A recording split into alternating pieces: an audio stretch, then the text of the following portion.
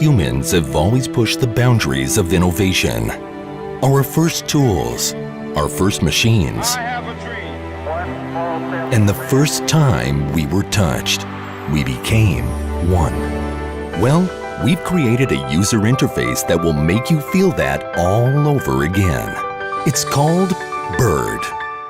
It's a tiny wearable device that makes any space interactive. It's about being free. It lets you touch, push, pull, swipe, and grab your content from anywhere in the room. And you don't have to think about it. It knows exactly what you need. What touched it to small screens, Bird will do to big ones.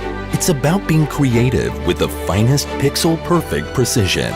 And it redefines teamwork with up to 10 people collaborating on one screen. Bird doesn't only work in thin air, it can also turn any surface into a touch surface. So whatever your dream canvas is, Bird can make it happen. It's accurate, simple, and it can also be enhanced with entirely new ideas and applications.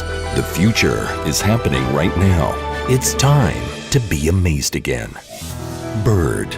Set your ideas free.